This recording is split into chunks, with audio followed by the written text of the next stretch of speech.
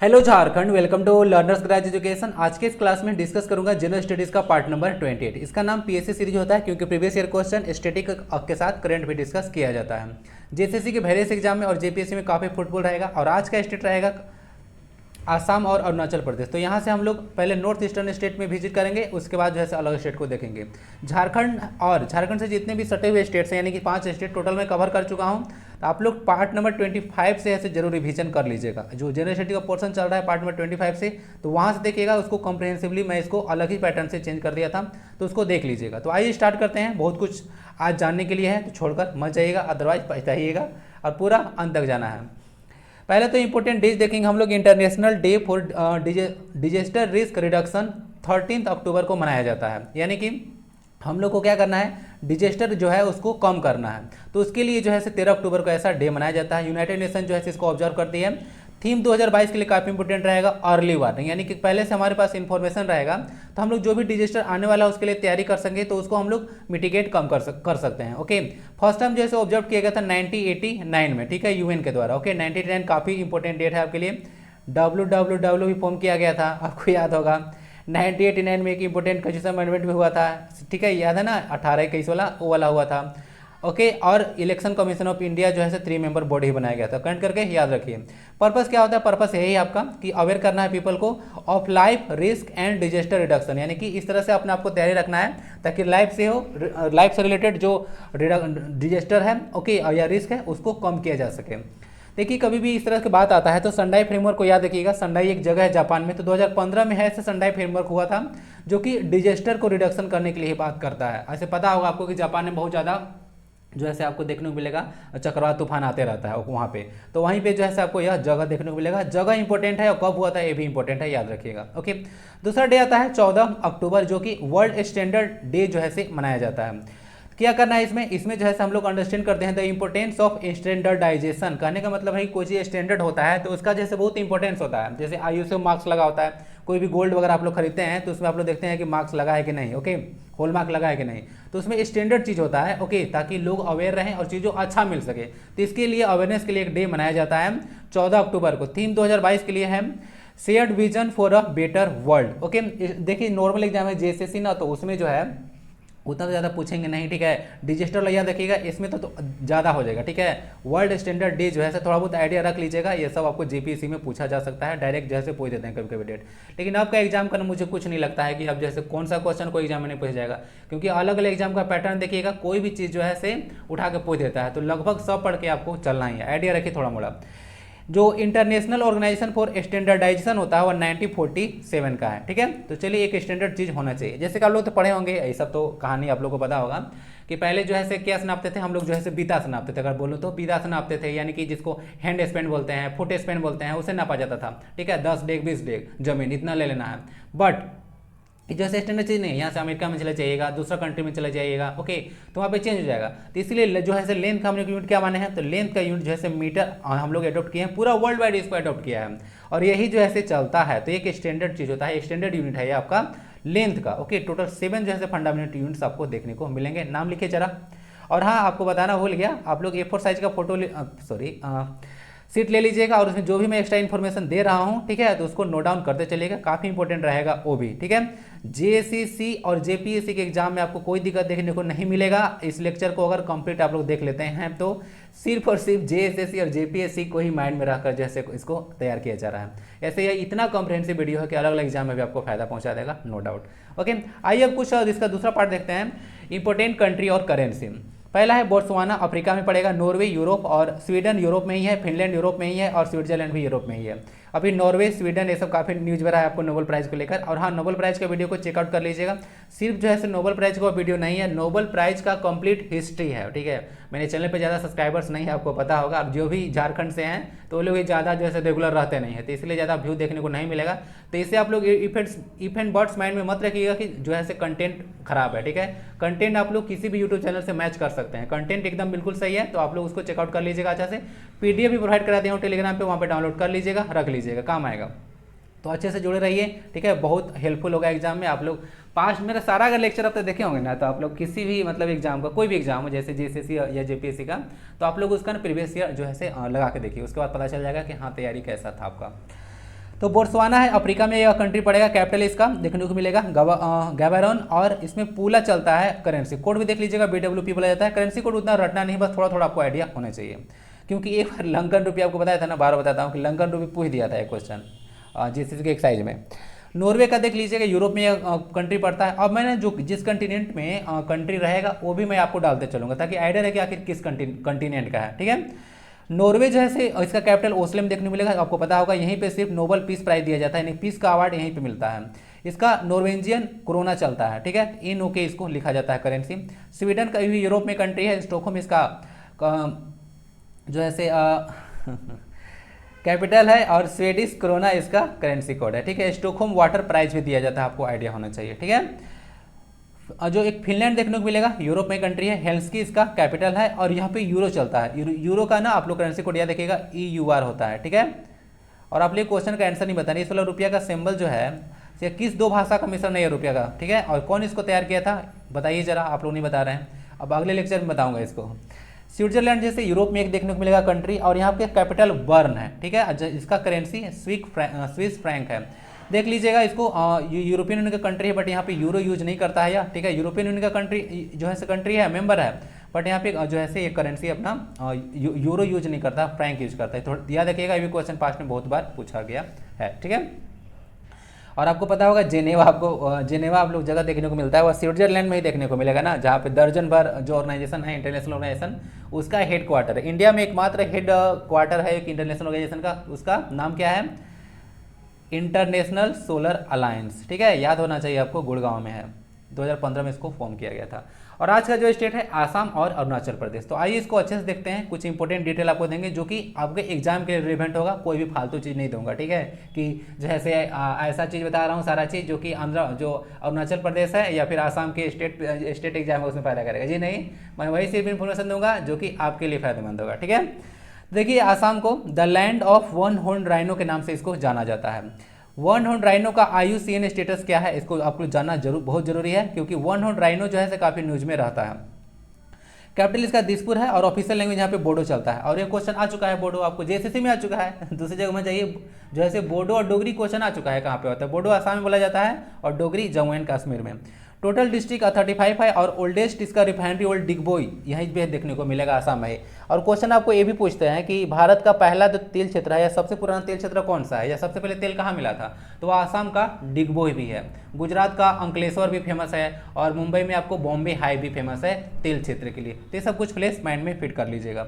और हाँ, last class में हुआ क्या था ना कि छत्तीसगढ़ में वहाँ पे था 27 या 28 डिस्ट्रिक्ट लिख दिया था। देखिए मैं भी, देखिए ये सारा चीज़ मुझे याद नहीं, ऑब्वियसली बात है, मैं याद करके सब चीज़ नहीं रखता हूँ, डिस्ट्रिक्ट कितना है और लेजिस्लेटिव असेंबली कितना है, और आपको भी याद नहीं रखना है इसको। बस थोड़ा सा मैं डिस्कस करता हूँ कि आइडिया आपके पास आना चाहिए कि मैं स्टेट के बारे में इन्फॉर्मेशन दे रहा हूँ, तो कभी भी आने वाला दिन में आप लोग उठा के रिवीजन कीजिएगा, तो आप लोग के पास एक डेटा रहेगा कि हाँ इतना चीज़ था। लेकिन ये सारा चीज़ जो है ना से चेंज होता जाएगा। जैसे जिस समय जब 2 जून 2014 को तेलंगाना फॉर्म हुआ, तो उस समय वहाँ पे मात्र 10 डिस्ट्रिक्ट थे। आप देखिएगा डिस्ट्रिक्ट की संख्या बढ़ गया, तो थोड़ा बहुत आगे पीछे होते रहता है, इसीलिए वो डेटा जो है पुराना हो गया था। और तो मैं PDF में सही करके जो भी डिस्कस कर रहा हूँ अक्टूबर 2022 में, तो उसको मैं PDF में सही करके प्रोवाइड करा दिया था। तो ठीक है, तो आप लोग कुछ बता दिया कीजिए, ठीक है, आप लोग के पास इन्फॉर्मेशन है, तो मैं थोड़ी नहीं यहाँ पे विद्वान बैठा हूँ। देख लीजिए यहाँ पे लेजिस्लेटिव काउंसिल ऑब्वियसली यहाँ पे नहीं है, यूनिकैमरल यहाँ पे देखने को मिलेगा। लेजिस्लेटिव असेंबली की सीट 126 है, लोकसभा 14 और राज्यसभा की 7 है, यानी कि झारखंड के बराबर ही है। अगर राज्यसभा का सीट एक कम होता है तो झारखंड के बराबर ही आ जाता। अब देखिए मेरे पास स्पेस कम होता है तो मैं कहीं भी कुछ भी डाल देता हूँ। यहाँ पे आपको सातरिया देखने को मिलेगा, ठीक है। उसके बाद अली आया लिगांग, ठीक है, ये सब कुछ फेस्टिवल देखने को यहाँ मिलने वाला है। और बिहू तो बहुत फेमस है, बिहू और सातरिया को याद रख लीजिएगा। और खीरी पूजा भी यहाँ पे किया जाता है। तो ये सारा चीज़ आपको आसाम में देखने को मिलेगा। कुछ आर्ट डांस देखने को मिलता है फेस्टिवल, ओके, इसको याद रखिएगा। स्टेट बैट जो है आसाम में देखने को मिलेगा, WW इसको उड्डक बोला जाता है, ठीक है। इसको देखिए स्टेट एनिमल जो है वन हॉर्न राइनो है, यानी कि वन हॉर्न राइनो के नाम से ही जो है से आपको इसका मतलब जो वन हॉर्न राइनो की जो फेमस है वही जो है इसका स्टेट एनिमल है, इसको याद रखिएगा। IUCN में इसका स्टेटस देख लीजिएगा, वनरेबल कैटेगरी में आता है ना, ध्यान रखिएगा। IUCN का जो रेड लिस्ट होता है उसमें यह वनरेबल कैटेगरी में है, वन हॉर्न राइनो। बाकी देख लीजिएगा यहाँ पे जो नेशनल पार्क है काजीरंगा नेशनल पार्क, और काफ़ी फेमस है यह काजीरंगा नेशनल पार्क। और यह किसके लिए है, वन हॉर्न राइनो के लिए, इसलिए काफ़ी फेमस होता है। उसके बाद देख लीजिएगा मानस, उसके बाद ओरांग, उसके बाद देख लीजिएगा यहाँ पे रायमोसा है, उसके बाद डिब्रू सिखवा, उसके बाद नामेरी और उसके बाद नामदफा। ठीक है। तो इतना चीज़ आपको याद रख लेना है कि नामेरी, नामदफा, डिब्रू सैखोवा, रायमोसा, ठीक है, ओरांग, मानस, काजीरंगा, ये सब नेशनल पार्क और कुछ वाइल्ड लाइफ सेंचुरी यहाँ पे देखने को मिलते हैं। तो ये सब याद रखिएगा, यहीं पे आपको देखने को मिलेगा।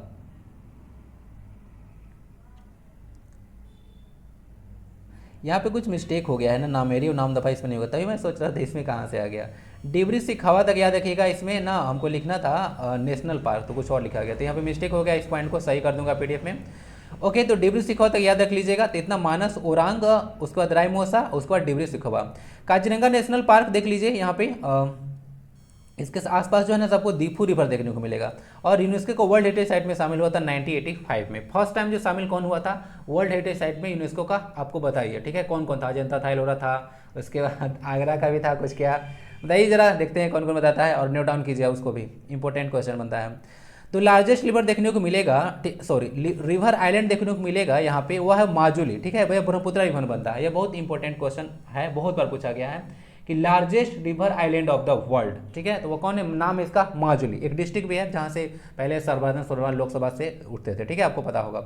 और जो है से लार्जेस्ट रिवर आइलैंड है, इसलिए पूछा गया किस रिवर बनता है, तो ये ब्रह्मपुत्र में बनता है। यहाँ पे लिखा हुआ नहीं है, ऐसा लिखा हुआ है BRHM शॉर्ट में लिखा हुआ है, जगह उतना नहीं होता है, इसको मैनेज करना है।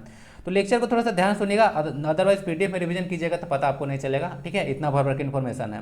उसके बाद आसाम के बारे में तो कहना तो मुझे है ही नहीं कि आसाम में जो है सबसे ज़्यादा चाय का प्रोडक्शन होता है, लगभग देखिएगा 50% से ज़्यादा, 50 से लगभग 75% बोला जाता है कि आज जो है से टी का प्रोडक्शन सिर्फ और सिर्फ आसाम ही करता है, इसको ध्यान रखिएगा। टेम्परेचर इसको ज़्यादा नहीं चाहिए होता, 25 डिग्री सेल्सियस चाहिए होता है, और पानी इसको काफ़ी ज़्यादा चाहिए, बस पानी का रुकाव नहीं चाहिए, ठीक है। जैसे देखिएगा आसाम में तो आपको जगह क्या होता है, थोड़ा सा स्लोप टाइप का होता है, तो पानी गिरता है बट वो पानी वहाँ से ढल जाता है तुरंत, यानी कि इसको पानी चाहिए काफ़ी ज़्यादा, ठीक है, बट पानी का ठहराव नहीं होना चाहिए, जिस तरह से धान का खेत आप लोग करते हैं। ओके, बाकी देख लीजिए यहाँ पे भूपेन हजारिका ब्रिज है ना, यहाँ पे आसाम में एक भूपेन हजारिका ब्रिज देखने को मिलेगा, जिसको ढोला सादिया ब्रिज के भी नाम से जाना जाता है। 9.15 किलोमीटर जो है इसका लेंथ है, काफ़ी इंपॉर्टेंट क्वेश्चन बनता है, और ये लोहित रिवर पर बनाया गया है। यह लोहित रिवर ब्रह्मपुत्रा की सहायक नदी है, ये भी क्वेश्चन सब आ चुका है, ठीक है। भूपेन हजारिका कौन थे, आपसे क्वेश्चन है। देखिए यहाँ पे ना कुछ एडिट करना भूल गया, रुपया का ये वाला सिंबल यहाँ पे लिखना था, ठीक है। तो रुपया का ये वाला जो सिंबल देखते हैं आप लोग, वह आप लोग आज कुछ क्वेश्चन का आंसर आपको मिल गया इसमें, ठीक है। तो रुपया का ये वाला सिंबल जो आप लोग को देखने को मिलेगा वह डी उदय कुमार के द्वारा से डिजाइन किया गया था। ओके, IIT गुवाहाटी के यही एसोसिएट प्रोफेसर थे, ठीक है। यह जो है किस दो भाषा का मिश्रण है, रुपया वाला ये वाला सिंबल अभी मैं चर्चा किया ये वाला, ठीक है, वहाँ पे इसको चेंज करना पड़ेगा क्योंकि यहाँ पे लिख दिया गया था। ओके, तो ये वाला जो सिंबल है ये जो है किन दो भाषाओं का मिश्रण है। उसके बाद CM देख लीजिएगा, जिसका आर्टिकल 163 के तहत CM का अपॉइंटमेंट किया जाता है गवर्नर के द्वारा। आसाम कौन है, तो हिमंता बिस्वा शर्मा है, देखिए बीजेपी के हैं, और गवर्नर जो है आर्टिकल 156 के तहत अपॉइंट किए जाते हैं प्रेसिडेंट ऑफ इंडिया के द्वारा, ये जो है जगदीश मुखी देखने को मिलेंगे। तो इतना सारा इन्फॉर्मेशन हो गया, तो कुछ कुछ आपको आइडिया मिल गया होगा। ओके, यहाँ पे इस वाले पार्ट में दो जो है मिस्टेक पॉइंट था, रुपया का सिंबल ये वाला करना पड़ेगा, और जो है देखने को मिलेगा नामेरी और नामदफा, ये इसमें नहीं होगा, ठीक है। ये जैसे अरुणाचल प्रदेश का था, पता नहीं इसमें कैसे लिख दिया, माइंड खराब हो गया होगा। अरुणाचल प्रदेश, जिसको कि पहले आप लोग नेफा के नाम से जानते थे ना, नेफा मतलब होता है नॉर्थ ईस्टर्न फ्रंटियर एजेंसी, तो पहले जो है इसको नेफा के नाम से ही जाना जाता था। बाद में देख लीजिएगा इसका कॉन्स्टिट्यूशन अमेंडमेंट किया गया था, उसके बाद जो है इसको नाम चेंज किया गया था। तो कैपिटल देख लीजिएगा ईटानगर है, इसको फॉर्म किया गया था 20 फरवरी 1987 को। उसके बाद ये 24वां स्टेट बना था भारत का, और 55वां कॉन्स्टिट्यूशन अमेंडमेंट एक्ट हुआ था 1987 में। उसके बाद जो है ये जिसको फॉर्म किया गया था, पहले इसको नेफा के नाम से जाना जाता था, ठीक है। तो यह देखिएगा 24वां स्टेट था, 25वां आपको बताया था कि गोवा था, 26वां कौन था तो वह था छत्तीसगढ़, 27वां कौन था तो वह था उत्तराखंड, 28वां कौन था तो झारखंड, 29वां कौन था तो है तेलंगाना, ठीक है। बाद में ऐसे हट गया जम्मू कश्मीर, तो 28वां पर आ गया है तेलंगाना, ठीक है। तो इस तरह से आप लोग याद रख लेना है। टोटल डिस्ट्रिक्ट यहाँ पे 25 देखने को मिलेगा। ऑफिशियल लैंग्वेज यहाँ पे इंग्लिश चलता है, ठीक है, ऑफिशियल लैंग्वेज इंग्लिश चलता है, बट याद रखिएगा हमारा जो 8वां शेड्यूल है उसमें इंग्लिश लैंग्वेज नहीं है, ठीक है। नेपाली बोलते रह गया ना ना ना, लेकिन इसको 8 शेड्यूल में हम लोग डाल दिए। ये बोलते रहा था, नेपाली जैसे बोल रहा था कि हमको मत डालो मत डालो, बट बोले कि नहीं भाई ऐसा कैसे हो सकता है, 1950 में हमारा ट्रीटी है आपके साथ, तो कैसे नहीं कर सकते हैं, तो आपको भी डाल देते हैं इसको 8 शेड्यूल में। अब इंग्लिश तो बेचारा रोते रहता है कि मुझे डाला नहीं गया, ठीक है। तो रख लीजिएगा याद कि अंग्रेजी लोगों से काफ़ी टेंशन था हमको, तो इंग्लिश को नहीं डाले हैं, बट नेपाली लोगों के साथ फ्रेंडशिप है तो इसको हम लोग 8 शेड्यूल में डाल कर रखे हैं, ठीक है। अब देखिए यहाँ पे कोई सीट देख लीजिएगा, लेजिस्लेटिव असेंबली का 60 है, लोकसभा का 2 ही है और राज्यसभा का एकमात्र एक सीट है। ठीक है, तो और भी कोई स्टेट ऐसे है क्या जहाँ पर राज्यसभा की एकमात्र सीट है? आपके पास तो 6 सीट है। ओके, इसमें देख लीजिएगा कोई पास देखने को मिलेगा, बोमडीला, ठीक है, और एक दीफू पास, ठीक है, ये सब देखने को मिलेगा। ला मतलब ये दोनों उधर पास ही होता है, उधर लैंग्वेज में जाइएगा तो। ओके जी, सब याद रखिएगा, बोमडीला और दीफू पास जैसे अरुणाचल प्रदेश में देखने को मिलेगा। स्टेट बर्ड इसको देखने को मिलेगा ग्रेट हॉर्नबिल, और स्टेट एनिमल देखने को मिलेगा मिथुन। मिथुन आपको एक भैंस जैसा प्रजाति देखने को मिलेगा, उसी को मिथुन बोला जाता है। तो ग्रेट हॉर्नबिल यहाँ के स्टेट बर्ड है। इंपॉर्टेंट पॉइंट जानते हैं क्या है, बताते हैं। अरुणाचल प्रदेश का यह स्टेट बर्ड देखने को मिलेगा, ठीक है, लेकिन जो अरुणाचल प्रदेश और केरला का भी है शायद, या केरला का भी स्टेट बर्ड है यह great hornbill.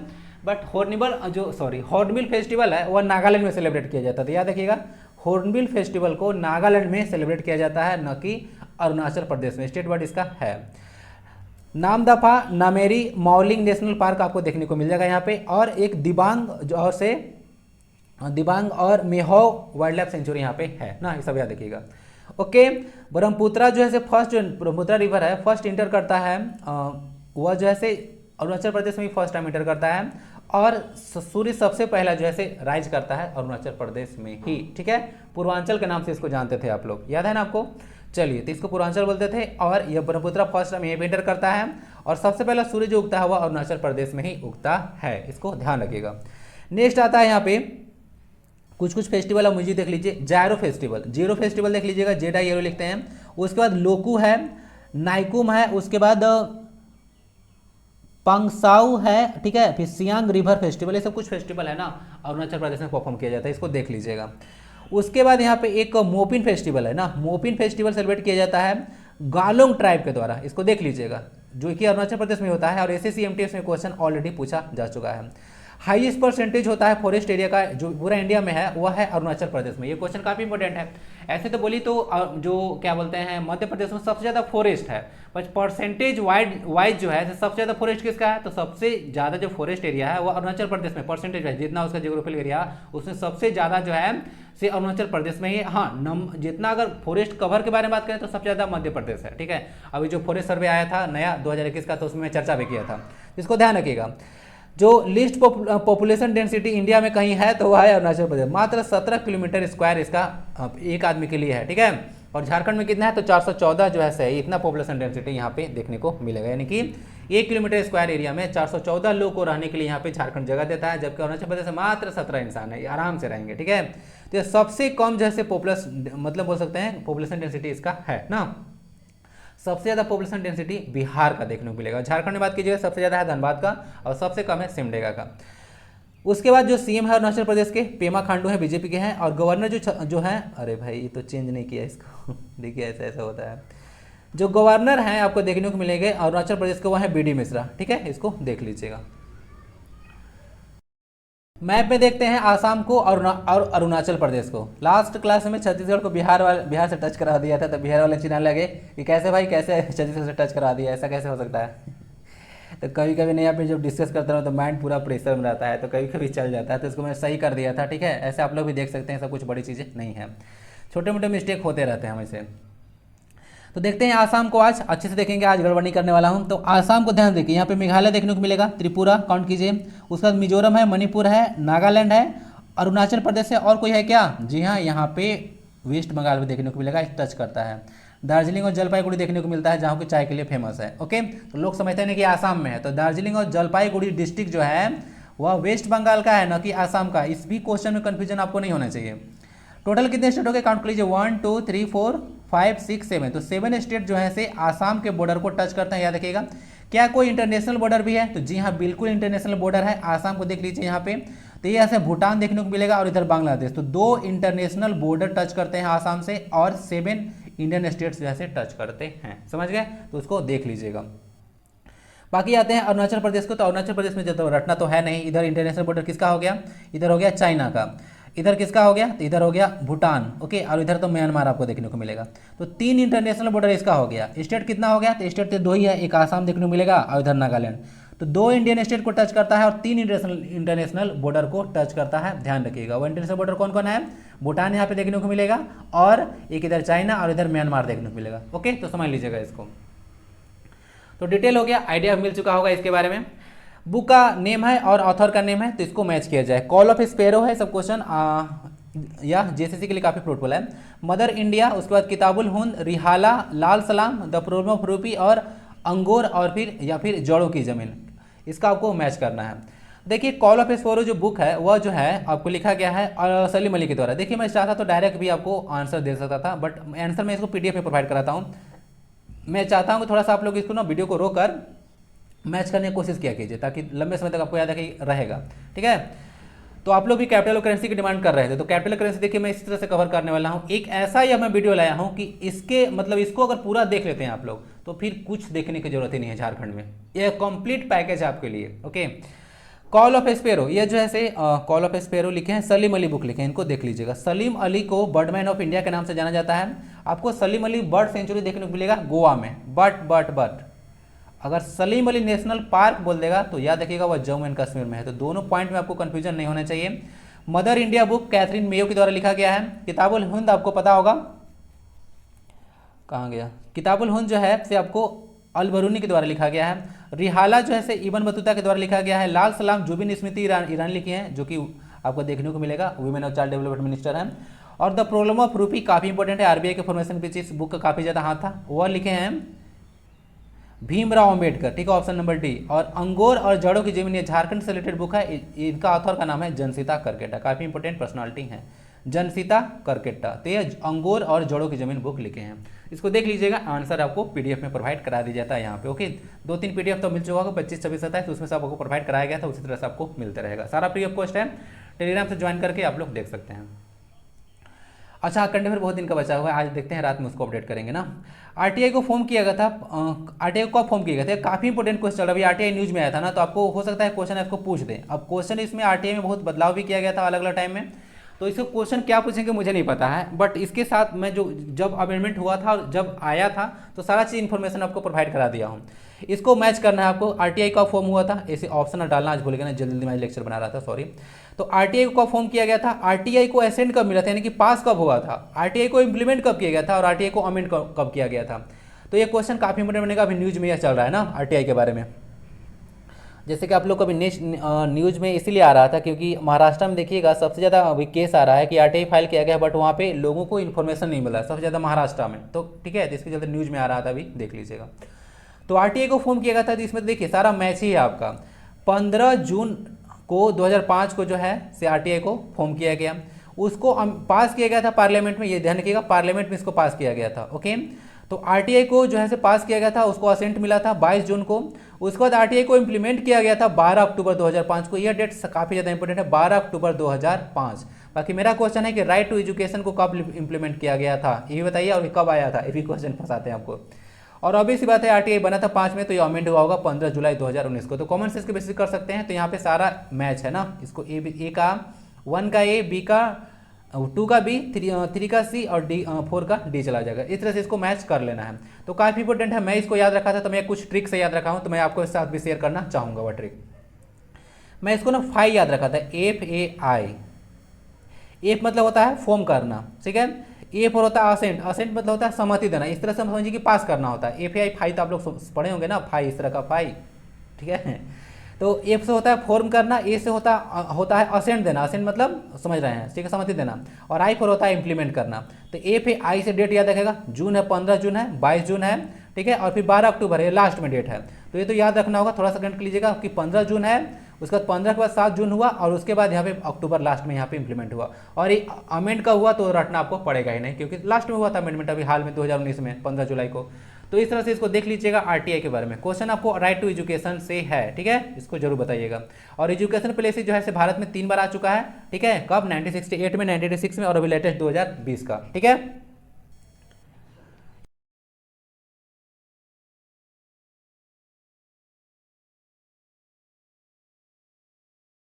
Who is the present chairman of national human right commission of India. बोला जा रहा है कि भारत में जो राष्ट्रीय मानवाधिकार आयोग है उसके जो है अध्यक्ष कौन है।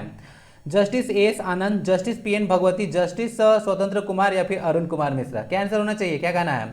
अरुण कुमार मिश्रा जी जो हैं इसके प्रेजेंट अभी देखने को मिलेंगे चेयरमैन। ठीक है, ये जो है से नेशनल ह्यूमन राइट कमीशन को भारत में 1993 में फॉर्म किया गया था। बाकी आप लोग विश्व मानवाधिकार दिवस ही मनाते हैं, कब मनाते हैं याद है, भूल चुके हैं, 10 दिसंबर को मनाते हैं विश्व मानवाधिकार दिवस। इसके लिए इंटरनेशनल में है UNHCR काम करता है ना, UNHRC, वो दूसरा चीज़ है human right commission, United nation human right commission यह काम करता है। ठीक है, इसको ध्यान रखिएगा, 10 दिसंबर को विश्व मानवाधिकार दिवस मनाया जाता है।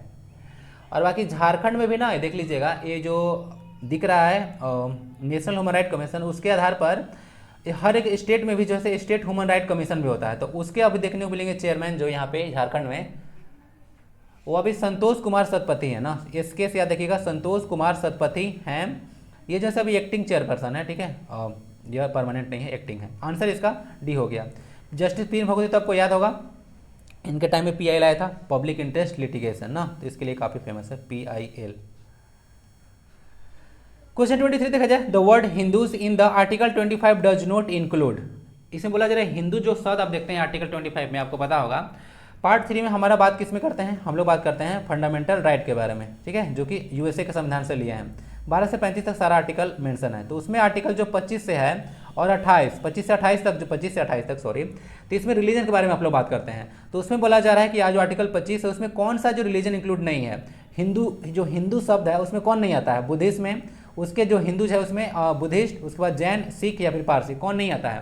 तो देखिए इसमें आपको याद रखना है बस जेज, इसको ठीक याद रख लीजिएगा। 4 इसमें हिंदू का दर्जा दिया गया है। इसमें जो हिंदू जो वर्ड है आर्टिकल 25 में, उसके तहत कौन कौन है देख लीजिएगा। बी से होता है बौद्ध, ठीक है, ए से होता है सिख, और जे से होता है आपका जैन, और ए से होता है हिंदू। तो 4 कम्युनिटी तो नहीं बोल सकते हैं। ठीक है, कम्युनिटी बोल सकते हैं बट यहाँ पे माइनॉरिटी कम्युनिटी यहाँ पे नहीं बोल सकते हैं या। तो बौद्ध हो गया, यहाँ पे सिख हो गया, जैन हो गया और हिंदू। तो ये जो है से आपको आर्टिकल 25 में मेंशन देखने को मिलेगा। या पारसी जो है से नहीं होगा। ठीक है, अभी जो है से न्यूज में काफ़ी ज़्यादा ये चल रहा है। रीज़न यही है कि अभी जो शेड्यूल कास्ट जो रूल था कॉन्स्टिट्यूशन का, हमारा शेड्यूल कास्ट कॉन्स्टिट्यूशन था 1950 का, उसको जो है अमेंड करने के बाद किया जा रहा है। ओके, क्योंकि सिर्फ और सिर्फ उसमें आपको बताया था कि 3 ही जो है ऐसा जो मतलब एक तरह से बोल सकते हैं समुदाय है जिसको जो है वहाँ पे दर्जा दिया गया है शेड्यूल कास्ट का। ठीक है, बाकी को नहीं दर्जा मिलता है। तो आप लोग बताइए कि वह 3 कौन है, आपको करंट अफेयर में डिस्कस किया था इसको। बाकी भारत में 6 माइनॉरिटी कम्युनिटी देखने को मिलेंगे। भाई पीछे क्यों जा रहा, और कुछ ट्रिक क्या देखिएगा, बस जेच ना, बस जेच याद हो जाएगा, बौद्ध, सिख, जैन और हिंदू, यही 4 हैं। By which constitution amendment Delhi was declared NCR। इसको कौन सा संविधान में संशोधन किया गया था जिसके तहत जो है दिल्ली को जो है नेशनल कैपिटल रीजन में शामिल किया गया था। वह संविधान में संशोधन था 69 कॉन्स्टिट्यूशन अमेंडमेंट एक्ट। इसको ध्यान रखिएगा। 79 जो है शेड्यूल कास्ट और शेड्यूल ट्राइब के लिए था, ओके, और एंग्लो इंडियन समुदाय के लिए संविधान संशोधन किया गया था।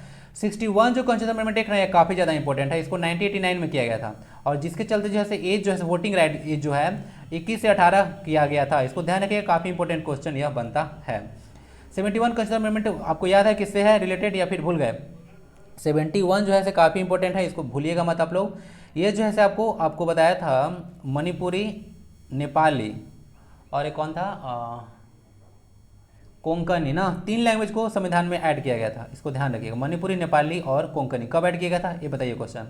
3 था, और सबसे पहले सिंधी को ऐड किया गया था 1967 में, याद आ रहा है ना, इसको देख लीजिए। 1967 में जो 8 के बाद नवा लैंग्वेज हुआ था शेड्यूल लैंग्वेज में, वह सिंधी था 1967 में। ये सब क्वेश्चन बहुत बार पूछा गया आपको, मणिपुरी, नेपाली और कोंकणी से रिलेटेड है। सारा चीज़ तो हो गया। 69 कॉन्स्टिट्यूशन अमेंडमेंट को दिल्ली को नेशनल कैपिटल रीजन में शामिल किया गया था, और इसको याद रखिएगा दिल्ली कैपिटल, इसको आर्टिकल 239 में रखा गया है। पूछेगा संविधान संशोधन हुआ तो NCR में शामिल है कौन आर्टिकल में, तो आर्टिकल 239 इसको याद रखिएगा। आर्टिकल काफ़ी ज़्यादा इंपॉर्टेंट है। ठीक है, जीपीएससी के लिए काफ़ी यूजफुल रहेगा। Which was the first country to abolish capital punishment. वो कौन सा कंट्री था जो कि कैपिटल पनिशमेंट को बंद किया था, एबोलिश किया था, मृत्युदंड को समाप्त किया था? कौन था विश्व का प्रथम देश आपसे पूछा जा रहा है? USA, ऑस्ट्रेलिया, नीदरलैंड या फिर वेनेजुएला? वेनेजुएला जो आपको देखने को मिलेगा, ये जो है 1863 में ही जो है इसको एबोलिश कर दिया था। तो यानी कि डेथ इम्प्रिजनमेंट बंद कर दिया था। ओके, लोगों का मतलब बहुत ऐसा देश देखिएगा जहाँ पर ना कैपिटल पनिशमेंट को जो है अपराध माना जाता है कि ऐसा नहीं करना चाहिए। लोग जो है सोसाइटी में भटक जाते हैं। ओके, तो उसके बाद जो है से उनको जो है सोसाइटी में सुधारने का और फिर से जो है से एक नए तरह से जीवन जीने का अधिकार होना चाहिए। इस तरह से अलग अलग तर्क दिया जाता है, तो ऐसा देखने को मिलेगा अलग अलग कंट्री में। वेनेजुएला जो है 1863 में आपको एबुलिश किया था पहली बार। बाकी जीएसटी जो पहला बार लगा था वो फ्रांस में लगा था। महिलाओं को सबसे पहले बार जो वोटिंग राइट दिया था वो था आपका न्यूजीलैंड, इसको ध्यान रखिएगा। ओके, चलिए। और एनजीटी नेशनल ग्रीन ट्रिब्यूनल भी काफ़ी न्यूज़ में चलता है, हमें पता होगा। तो एनजीटी को लागू करने वाला पहला देश था ऑस्ट्रेलिया, दूसरा में न्यूजीलैंड, तीसरा इंडिया। बार बताता हूँ, याद रखिएगा सब डेटा। अब सेक्शन 3 यानी कि झारखंड जी का क्वेश्चन है, थोड़ा कम लिया हूँ ना। Ghatshila industrial area of Jharkhand is famous for. Ghatshila जो देखने को मिलता है रीजन, वह किसके लिए फेमस है? एल्यूमिनियम के लिए, सीमेंट के लिए, आयरन के लिए या फिर कॉपर के लिए? ऑब्वियस सी बात है, यह कॉपर के लिए है। ओके, घाटशिला इंडस्ट्रियल एरिया आपको यह ईस्ट सिंहभूम डिस्ट्रिक्ट में देखने को मिलेगा। ठीक है, घाटशिला। एल्यूमिनियम इंडस्ट्री तो आपको देखने को मिलेगा मुरी रांची में। आयरन इंडस्ट्री आपको जमशेदपुर में देखने को मिलेगा, ये भी ईस्ट सिंहभूम में ही है। 1907 में इसको फॉर्म किया गया था, 1912 से इसका 12-13 से इसका प्रोडक्शन हुआ था। मैंने अलग अलग बुक में देखा हूँ तो मैं भी कन्फ्यूज करता हूँ, कहीं 12 लिख के रखते हैं, कहीं 13 लिख के रखते हैं, पता नहीं चलता है कि करते कैसे हैं इसको। ठीक है, तो 1912 में इसका प्रोडक्शन हुआ था। कॉपर के साथ एक जिंक एलॉय बनता है, क्या बोलते हैं उसको? बहुत मतलब देखिएगा ना प्रीवियस ईयर उठा के, ये जो कॉपर के साथ जिंक एलॉय बना है सबसे ज़्यादा बढ़िया क्वेश्चन पूछा गया है। परसेंटेज बता दीजिएगा तो बहुत मेहरबानी होगा। लावालोंग वाइल्ड लाइफ सेंचुरी कहाँ पे है? देवघर में, चतरा में, बोकारो में या फिर गढ़वा में? ये आपको लावालोंग चतरा में देखने को मिलेगा। बाकी एक पालकोट वाइल्ड लाइफ सेंचुरी है, पालकोट, वह पालकोट गुमला में ना, ये भी याद रख लीजिएगा, पालकोट गुमला में है। और लावालोंग वाइल्ड लाइफ सेंचुरी जो है चतरा में है। देवघर काफ़ी इंपॉर्टेंट प्लेस आपको बनता है बाबा धाम के लिए। ठीक है, एक जो शिव के 12 ज्योतिर्लिंग है उसमें से एक है और 51 शक्तिपीठों में से यह एक माना जाता है। ओके, तो इसको याद रखिएगा। बाकी देवघर में एक त्रिकुट पहाड़ी है जहाँ से आपको बताया था ना म्यूराक्षी रिवर निकलती है। बोकारो में स्टील प्लांट लगाया गया था 1964 में, याद होगा। अब ये सेल के अंतर्गत काम करता है, steel authority of India limited. और किसके सहायता से था? USSR के सहायता से था। गढ़वा तो पता होगा, पलामू मंडल में पड़ता है। रक्सला डायनेस्टी आपको यहाँ पे देखने को मिलेगा। Select the folk dance of Jharkhand. Jharkhand का जो फोक डांस इनमें से कौन सा है? कुम्मी, थावल, चोंगबा, उसके बाद खलबेलिया है और उसके बाद मर्दानी झूमर है। मुझे लगता है आंसर मिल गया होगा। मर्दानी झूमर जो है से झारखंड का एक फोक डांस है। ओके, और इसके लिए नाम क्या था उनका जो मर्दानी झूमर को करते हैं आर्टिस्ट? अभी तो आज माइंड से उतर रहा है। मुकुंद नायक। ठीक है, मुकुंद नायक को याद रखिएगा। एमएन, आज मैं नहीं बोलूँगा, अब एमएन से याद रखूँगा मैं भी। मुकुंद नायक है, मर्दानी से एम से मुकुंद हो गया, एम से नायक हो गया। ठीक है, मैं भी याद रखूँगा, मैं भी भूल जाता हूँ। तो मुकुंद नायक है जो कि मर्दानी झूमर के लिए काफ़ी फेमस है। ठीक है, करते हैं हम इसे। देखिएगा, मर्दानी झूमर नाम है मर्दाना। ठीक है, यानी कि इसमें मेल पर्सन के द्वारा किया जाता है, कन्फ्यूजन नहीं होना चाहिए। बाकी जो यहाँ पे कुम्मी लिखा हुआ है तमिलनाडु का देखने को मिलेगा फोक डांस। उसके बाद थावल चोंगवा देखने को मिलेगा मणिपुर का। और जो खलबेलिया लिखा हुआ है वह है राजस्थान का। ठीक है, क्वेश्चन 4 है Jharkhand pollution control board was formed. तो झारखंड पोल्यूशन कंट्रोल बोर्ड जो है सो फॉर्म किया था 2001 में। ठीक है, इसको ध्यान रखिएगा। बाकी जेपीएससी का भी फॉर्मेशन 2001 में ही हुआ था। कौन है जेपीएससी के चेयरमैन? अरे भाई अजय कुमार जो है से रस्तोगी जो है से अभी देखने को मिलेंगे।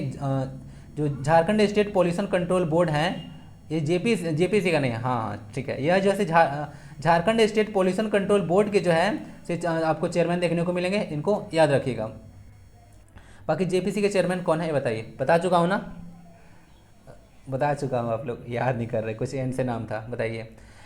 बैसाखी, उसके बाद लिखा हुआ है जैठवी, उसके बाद कार्तिकी और अघनी आर वैराइटीज ऑफ। ये सब ना आपको मंथ के नाम देखने को मिल रहा है, लग रहा है ना, बैसाखी, जेठवी जेठ, कार्तिकी है, उसके बाद जो है से अघन, जो अघनी लिखा है नहीं अघन से। ठीक है, अभी तो कार्तिक का अमावस्या आएगा जिसमें आप लोग दीपावली फेस्टिवल को सेलिब्रेट करने वाले हैं।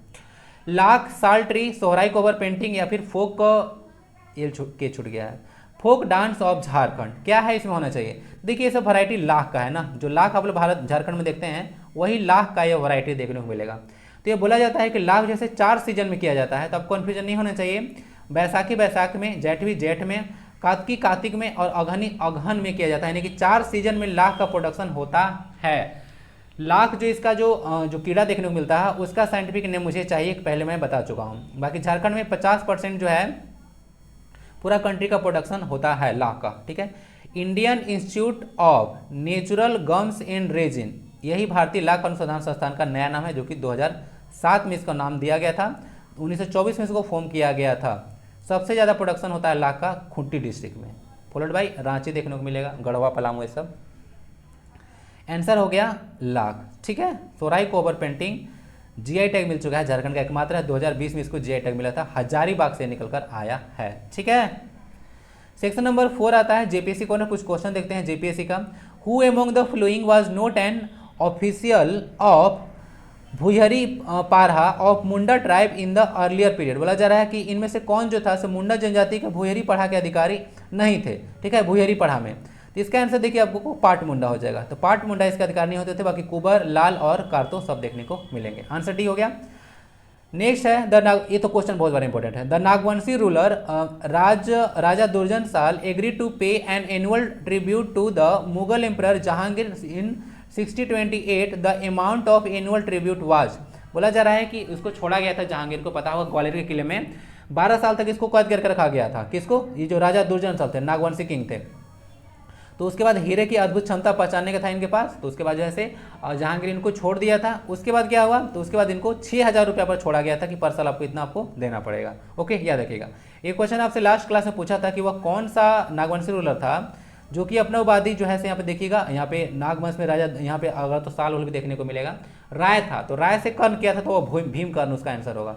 6000 रुपया का इंपोर्टेंट है। डेट देखिएगा 1628, ये भी देख लीजिएगा। Who was the sacerdotal and secular head of Oraon village before the office of Mahto in the earlier period. बोला जा रहा कि प्रारंभिक काल में महतो के कार्यभार से पहले उरांव ग्रामों के पुरोहित एवं लौकी प्रधान कौन होता था? पुजार, बैगा, गोरायत या फिर इनमें से कोई नहीं। इसको बैगा होता है ना, इसको ध्यान रखिएगा, ठीक है। चलिए आंसर इसका बी हो गया। ओरांव जनजाति के बारे में यहाँ पे बात किया जाए, झारखंड की दूसरी सबसे बड़ी जनजाति है, ठीक है। आपको ताना भगत का नाम याद है ना? ताना भगत 1914 में ताना भगत आंदोलन, ओके। तो ताना भगत या फिर जतरा भगत, ताना भगत कोई नाम नहीं था, ताना भगत आंदोलन था, नाम था उनका जतरा भगत। तो वो उरांव से ही बिलोंग करते थे, ऐसा कंफ्यूजन मत रखिएगा माइंड में। Who are the sub head of Manjhi in the community system of Santhal. Santhal जनजाति के बारे में है, इसको याद रखिएगा। तो जो सब हेड होता है मांझी में, इसको क्या बोलते हैं? प्रधान, उसके बाद मुस्तंजी, उसके बाद प्रागनिक या फिर गोड़ायत। आंसर इसका परानिक हो जाएगा, ठीक है, इसको देख लीजिएगा। तो यही था। आप चलते हैं सेक्शन नंबर 5 की ओर। करंट अफेयर देखिए, GRAP फुल फॉर्म भी याद रखिएगा, ग्रेडेड रिस्पॉन्स एक्शन प्लान। तो graded action response action plan जो है इनिशिएट किया गया है दिल्ली NCR में तो पोल्यूशन के लिए। अभी आपको पता होगा कि जब भी देखिएगा ना विंटर सीजन आएगा तो दिल्ली रीजन में, दिल्ली NCR में ये जो पोल्यूशन का मुद्दा है ना, काफ़ी न्यूज़ में चलता रहता है। काफ़ी ज़्यादा पोल्यूशन है यहाँ पे है, धुंध नहीं आ रहा है इतना ज़्यादा, तो मतलब न्यूज़ में चलता रहता है। तो यहाँ से पराली का समस्या काफ़ी ज़्यादा होता है कि जो हरियाणा पंजाब में काफ़ी जो मात्रा में जो होता है खेती, तो वहाँ से पराली जलाया जाता है, तो उसके चलते काफ़ी पोल्यूशन होता है। तो वहाँ पे आपके लिए इंपॉर्टेंट पॉइंट है कि पार्टिकुलेंट 2.5 एक मटेरियल होता है, एक तरह से बोलते हैं पार्टिकल, और ये पार्टिकुलेंट मैटर 10 होता है। तो ये काफ़ी हानिकारक होता है हमारे बॉडी के लिए। पार्टिकुलेंट जो 10 मैटर हो तो आपको एलर्जी सिंपली पैदा कर देंगे, आपके जैसे नाक वगैरह में हो गया, ठीक है, इस सब में हो गया, मुंह में चला गया तो एलर्जी पैदा कर देंगे। बाकी जो पार्टिकुलेंट मैटर 2.5 होता है ये काफ़ी हानिकारक होता है। क्यों? क्योंकि ये जो है इतना छोटा होता है कि आपके सांस थ्रू लंग में चला गया, तो उसके बाद जो है वहाँ से काफ़ी जो है आपको डिजीज देखने को मिलेगा, जिसमें एक सिलिकोसिस डिजीज वगैरह भी शामिल होता है। श्रेयस अय्यर अभी तो पता होगा, श्रेयस अय्यर जो है 113 रन बनाए थे सेकेंड ODI में JCA क्रिकेट स्टेडियम में, आपको पता होगा यह रांची में सिचुएटेड है। तो याद रखिए क्रिकेट से क्वेश्चन ऐसे भी पूछे जा सकते हैं, क्योंकि रांची के पर्सपेक्टिव में आपके लिए इंपॉर्टेंट बन जाता है। ओके, इंपॉर्टेंट न्यूज रहेगा, झारखंड के पर्सपेक्टिव में यह काफ़ी इंपॉर्टेंट रहेगा। JSC Jharkhand state cricket association देख लीजिएगा, 2013 में इसको उद्घाटन किया गया था, किसके द्वारा? सैयद अहमद के द्वारा, देख लीजिएगा इसको। 8वें राज्यपाल थे झारखंड के। हरिकेन अभी जूलिया ना, देखिए हरिकेन जूलिया, अभी आप लोग डिजास्टर रिस्क मैनेजमेंट जो है से हम लोग मैनेजमेंट के बारे में बात कर रहे थे अभी। देखिए जो है ना हरिकेन जो है से आते रहता है। हरिकेन आप लोग इसका नाम किस रहते हैं? तो अमेरिकन रीजन में इसको हरिकेन बोला जाता है, जापान में टाइफून होता है, ऑस्ट्रेलिया में इसको विली विली के नाम जाता है, ठीक है। और इंडिया में इधर इंडियन जो इंडियन ओशियन है उसमें हम लोग इसको साइक्लोन बोलते हैं। तो कोलंबिया और यहाँ पे निकारागुआ में आपको साइक्लोन हरिकेन देखने को मिलेगा जिसका नाम है जूलिया। तो यह देखिएगा पूछेगा कौन रीजन में आया है, तो कोलंबिया और निकारागुआ रीजन में आया है। एक क्वेश्चन आपसे पूछा था कि यूनाइटेड नेशन का पीस कीपिंग फोर्स के बारे में, याद आ रहा है आपको? तो यूनाइटेड नेशन पीस कीपिंग का जो चीफ है उनका नाम है जियान पियरे लैकोरिक्स, ठीक है। तो इसको मीटिंग हेल्ड किए थे दिल्ली में अभी लास्ट वीक में। तो यहाँ जो है इंपॉर्टेंट बन जाएगा आपके लिए कि यूएन पीस कीपिंग का चीफ कौन बनते हैं, तो जियान पियरे लैकोरिक्स इनका नाम है। क्वेश्चन आपसे ये पूछा था कि जो यूनाइटेड नेशन का जो पीस कीपिंग फोर्स होता है उसमें सबसे ज़्यादा फोर्स कौन भेजता है, तो उसका आप लोग याद रखिएगा बीन मतलब बांग्लादेश, इंडिया और नेपाल। तो तीन जो है टॉप कंट्री जो कि सबसे ज़्यादा सैनिक भेजते हैं। ब्लू हेलमेट के बारे में याद देखिएगा, ये जैसे यूनाइटेड नेशन के जो पीस कीपिंग फोर्स होता है उनको ब्लू हेलमेट के नाम से जाना जाता है। बाकी जो एक देखते हैं हैमलेट जो है एक नोबेल भी देखने को मिलेगा, किसका? विलियम शेक्सपियर का। एज पर द, ठीक है ना, याद रखिएगा हेलमेट मतलब स्मॉल विलेज होता है, ये भी वर्ड आपको शायद एसएससी में पूछा जा चुका है। As per the National Blindness Survey from 2015 to 2019, there are 4.8 million visually challenged in India suffering from the corneal blindness। बोला जा रहा है कि अभी सर्वे हुआ था तो पता चला कि 4.8 मिलियन ऐसे पर्सन है जो कि कॉर्नियल ब्लाइंडनेस से सफर करते हैं। तो डेटा कम से कम याद रखिएगा इतना सारा आपके पास है, ठीक है। 4.8 मिलियन विजुअली चैलेंज पर्सन है। आप लोग देखते हो कि इतना सारा डेटा जैसे गवर्नमेंट करती क्या है, सोचा है कभी? सोचा कीजिए ये सारा जितना डेटा देखने को मिल रहा है ना, अगर गवर्नमेंट के पास डेटा होता है तो इन लोग को मान लेते हैं कोई प्रोग्राम इन लोग के लिए इंप्लीमेंट करना है या इनको कोई फैसिलिटी प्रोवाइड करना है, कोई योजनाएं शुरू करना है इन लोग के लिए, तो डेटा रहेगा तभी तो जो है से इन लोग के लिए कुछ किया जा सकता है। तो थोड़ा बहुत आइडिया रख सकते हैं, इसके लिए किया जाता है। अभी 3 मेंबर का शेड्यूल्ड कास्ट कमेटी बनाया गया है, एसी कमेटी, आपको बताया था अभी चर्चा की थी 1950 के लिए, जिसको कि 3 मेंबर कमेटी है जो कि हेड करेंगे, जो पहले जो थे जो मतलब पूर्व जो चीफ जस्टिस ऑफ इंडिया थे केजी बालाकृष्णन, तो उन्हीं के द्वारा हेड किया गया है। तो अभी शेड्यूल्ड कास्ट का मैटर भी आपको आगे भी देखने को मिलेगा, चर्चा पहले भी किया था, थोड़ा आप लोग कंटिन्यू रहिए तो फिर से देखने को आएगा कभी कमेटी फॉर्म हुआ है। 3 मेंबर कमेटी है, हेड कौन की है वो इंपॉर्टेंट रहा, केजी बालाकृष्णन। और बात मानिए जेएसएससी का एसआई का एग्जाम हो या फिर सीजीएल का होगा, एक्साइज का होगा, स्टेनो का होगा, करंट अफेयर भर के आता है, बिना करंट अफेयर के छोड़ के नहीं जाएगा, ठीक है। जिस तरह से खाना खाने के बाद आपको पानी नेसेसरी है ना, करंट अफेयर उसी तरह से नेसेसरी है, उसके बिना खाना आपका पचेगा ही नहीं, याद रख लीजिएगा इसको। अब करंट अफेयर थोड़ा ज़्यादा है, इसको डिस्कस करते हैं। तो लीग ऑफ नेशन के बारे में इसको याद रखिएगा। लीग ऑफ नेशन जो है वर्साई की संधि के बाद पहला जो है इंटर गवर्नमेंटल ऑर्गेनाइजेशन बना था, जो कि जिसका एम क्या था कि हम लोग को प्रमोट करना है इंटरनेशनल कोऑपरेशन। आपको पता होगा 11 नवंबर नहीं 28 जुलाई 1914 से लेकर 11 नवंबर 1918 तक फर्स्ट वर्ल्ड वार चला था। उसके बाद 1919 में वर्साई की संधि आया था, जिसके बाद जो है सिर्फ फर्स्ट वर्ल्ड वार से एंड हुआ था। तो इसके बाद जो है हम लोग इसको ना देखिए लीग ऑफ नेशन बनाए थे 1920 में, ताकि अब जो है क्या हो सके, ऐसा कोऑपरेशन सब के बीच मिलजुल कर रहेंगे ताकि लड़ाई झगड़ा ना हो, क्योंकि लड़ाई में क्या होता है, ऑब्वियस सी बात है, नुकसान ही होता है किसी का। जो जैपनीज ग्रैंड प्रिक्स है जीता गया है अभी मैक्स वेस्ट जो नाम है इनका वेस्टस्टापेन के द्वारा, देख लीजिएगा नाम। और बिटकॉइन काफ़ी ज़्यादा इंपॉर्टेंट, पहला डिजिटल करेंसी है तो ये इंपॉर्टेंट बन जाता है। पहला डिजिटल करेंसी बिटकॉइन देखने मिलेगा, अब तो मार्केट में बहुत आ गया बिटकॉइन, मतलब डिजिटल करेंसी पहला यही था तो इंपॉर्टेंट बन जाता है। तो ये जैसे जो अपना भाषा यूज करता है ना, वह C++ यूज करता है, ये देखिएगा एक प्रोग्रामिंग लैंग्वेज, एक हाई लेवल लैंग्वेज का एग्जाम्पल है, इसको ध्यान रखिएगा, ठीक है। बिटकॉइन किसके द्वारा जो है क्रिएट किया गया था, मैं आपको कंप्यूटर लैब लेक्चर में इसको पढ़ा चुका हूँ कि बिटकॉइन जो है 2008 में किनके द्वारा जैसे क्रिएट किया गया था। ये एक स्यूडो नाम है, यानी कि नकली नाम है, ओरिजिनल नेम इसको पता नहीं है, बट आपको बताइए कि क्या है नाम। देखिए अगर भारत के बारे में बात कीजिए तो पहला फुटबॉल का कोई कंपटीशन जो है मतलब बोल सकते टूर्नामेंट जो है होस्ट किया गया था, वह था फीफा का अंडर 17 वर्ल्ड कप। इसको ध्यान रखिएगा, इंडिया में 2017 में इसको जो है होस्ट किया गया था अंडर 17। और अभी अंडर 17 जो है वुमेन्स वर्ल्ड कप जो है फुटबॉल का, फीफा वर्ड आ गया तो समझ लीजिए फुटबॉल का है, तो वह जो है इंडिया में ही हो रहा है ना, अभी याद रखिएगा अंडर 17 है फीफा का वुमेन्स वर्ल्ड कप, इंडिया में हो रहा है अभी। ये जो चीता को लाया गया था, आपको मैं पूछा था कुछ क्वेश्चन आप लोग बताते नहीं हैं। ये जो चीता आया गया था वे translocated from Namibia in Kuno national park Madhya Pradesh. तो ये नामीबिया से लाया गया था 8 चीता जो है ना से यह काफ़ी इंपॉर्टेंट बन जाता है। इसमें 5 फीमेल है। मैं देखिए चीज़ बार बता रहा हूँ, जैसे मैं जो जितना भी इन्फॉर्मेशन आपके साथ शेयर कर चुका ना, देखिएगा तो मैं जितना क्वेश्चन आपको लाता हूँ बहुत ही ऑथेंटिक जगह से लगाता हूँ। द हिंदू का लर्निंग कॉर्नर आता है, तो सारा क्वेश्चन मैं वहीं से ही सेट करता हूँ, आप लोग भी पार्टिसिपेट कर सकते हैं, लेकिन ये सब लेक्चर देख लीजिएगा तो कोई जरूरत नहीं पड़ेगा उसको देखने का। तो वहाँ पे जो लर्निंग कॉर्नर होता है उसे सेट करता हूँ। तो मैं देख रहा था ना कि जो मैं क्वेश्चन में आप लोग को ऑलरेडी डिस्कस कर चुका हूँ, वो जो पुराने वाले क्वेश्चन है यानी कि जो करंट में न्यूज में है वह जो है से स्टैटिक में जाकर क्वेश्चन धीरे धीरे बना के डाल रहा है, ठीक है। द हिंदू का जो लर्निंग कॉर्नर है, तो आप लोग को इस तरह से पढ़ना है। करंट में न्यूज में है तो उसको स्टैटिक में जाके देख लेना, इतना अच्छा प्रिपरेशन हो जाएगा ना, भरोसा रखिए एक दमदार प्रिपरेशन हो जाएगा। तो नामीबिया से लाया गया है, ठीक है, यह अफ्रीका से है। अफ्रीका में ये भी आप लोग पूछेंगे कि नामीबिया कहाँ है, तो क्वेश्चन आ जाएगा, तो आपको देखिएगा तब ना कि कहाँ से क्वेश्चन पूछा जा रहा है। कुल्लू नेशनल पार्क मध्य प्रदेश में काफी इंपोर्टेंट है, याद रखिएगा। अब एक क्वेश्चन मेरा फिर से रहेगा जो कि जेपीसी लेवल का होगा, आपको थिंकिंग को डेवलप करेगा। इतना ज्यादा न्यूज में है चीता, चीता क्यों लाया गया भाई, सोच सकते हैं आप लोग, चीता को अगर क्यों लाया जा रहा है इंडिया में, क्या जरूरत है चीता का बताइए। उसके बाद ना चाइना में एक शब्द देखने को मिलता है जिन सिंडाई, ठीक है, जिन सिडाई, इसका मतलब होता है न्यू एरा, ध्यान रखिएगा, ऐसा कुछ वर्ड है। अंडर संजीवनी प्रोग्राम और helicopter emergency service in AIIMS Rishikesh will be start. देखिए जो है एम्स जो है ऋषिकेश, वहाँ पे ना इमरजेंसी हेलीकॉप्टर सर्विस शुरू किया गया, उसका नाम है संजीवनी, ठीक है, संजीवनी प्रोग्राम देख लीजिएगा। संजीवनी क्या होता है, संजीवनी एक बॉडी था कि जो लक्ष्मण के प्राण बचाया था, ओके। तो ये संजीवनी मतलब वो समझ लीजिए संजीवनी प्रोग्राम है, लोगों को जान बचाएगा। दिल्ली, पंजाब और हरियाणा जो है से सेफ हाउस बना दिए हैं, किसके लिए, इंटर फेथिस्ट जो है से फेथिस्ट एंड इंटर रिलीजियस कपल के लिए। कहने का मतलब है कि जो अलग अलग धर्म विश्वास रखने वाले होते हैं, या फिर बोल सकते हैं कि जो अलग अलग रिलीजन के लोग होते हैं, आपस में मिल जाते हैं, शादी ब्याह कर लेते हैं, तो उसके बाद उन लोग को प्रोटेक्ट करने की कोशिश किया जाता है। तो दिल्ली, पंजाब और हरियाणा में भी जो है ये सब चीज़ देखने को मिलेगा। केरला भी बात ही कर रहा है, देखिए हो सकता है आने वाले दिन में वो भी बना दे इस तरह का system.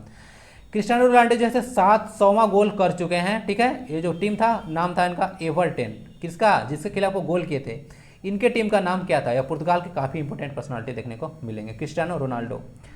As per the IMF मतलब इंटरनेशनल मॉनेटरी फंड के बारे में बात किया जा रहा है, वर्ल्ड इकोनॉमिक आउटलुक रिपोर्ट।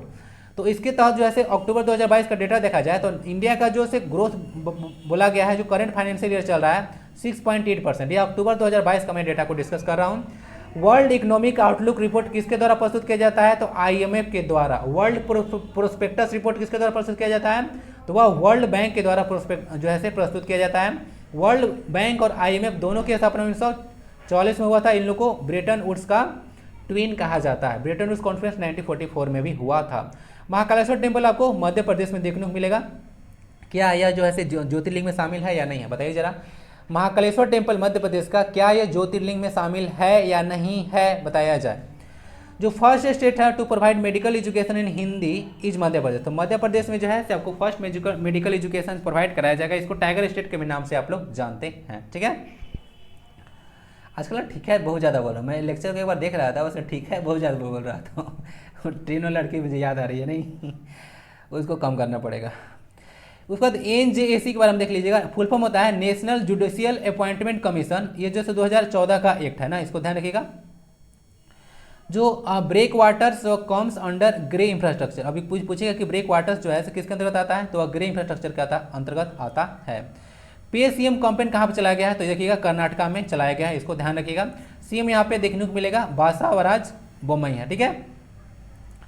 अच्छा, आप लोग को डिमोनेटाइजेशन जो देखने को मिला था 8 नवंबर 2016 में, ठीक है। उसमें मैं ट्रेन में था तो मुझे याद था कि 8 मतलब सब बात कर रहे थे कि पैसा है तो आज के बाद ये चीज़ नहीं चलेगा, नहीं कल से सोच रहे थे कैसे होगा, ऐसे ज़्यादा मेरे पास उसमें पैसे नहीं थे।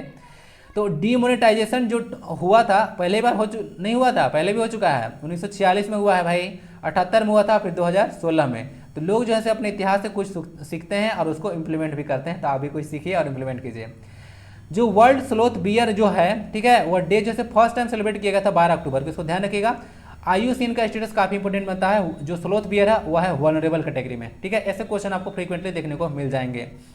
नेशनल स्टूडेंट से काफी इंपोर्टेंट है, कलाम जी का बर्थडे। कलाम मतलब अब्दुल कलाम आजाद। APJ का फुल फॉर्म पता है ना, डॉक्टर APJ अब्दुल कलाम। इनका नाम था अब्दुल पाकिर जलालुद्दीन कलाम आजाद। इतना लंबा चौड़ा नाम है, रामेश्वर से बिलोंग करते थे, आपको पता होना चाहिए, ठीक है। 11th प्रेसिडेंट ऑफ इंडिया थे, ठीक है। विंग्स ऑफ फायर और इंडिया 2020 जैसे कुछ बुक लिखे हैं। मिसाइल मैन ऑफ इंडिया के नाम से जाने जाते हैं। बाकी उड़ीसा में एक आइलैंड है जिसका नाम था व्हीलर आइलैंड, तो अब उसको अब्दुल कलाम द्वीप के नाम से जाना जाता है। That's it for this class कैसा लगा जरूर बताइएगा। बाकी मेहनत करते रहिए, लगे रहिए, सफलता जरूर मिलेगा। बाकी वीडियो से कुछ सीखते हैं, दूसरों को शेयर जरूर कर दें, और अच्छा लगता है तो लाइक भी जरूर करें। आपका फीडबैक अपेक्षित होता है, जरूर किया कीजिए। सब अच्छा लगता है तो उसको जरूर सपोर्ट किया कीजिए, और बुरा लगता है तो फिर कुछ कहने की बात ही नहीं, आप लोग समझदार हैं। ओके, तो स्वस्थ रहें, मस्त रहें, पढ़ाई लिखाई में व्यस्त रहें। मिलते हैं नेक्स्ट लेक्चर में। वंदे भारतम, जय हिंद।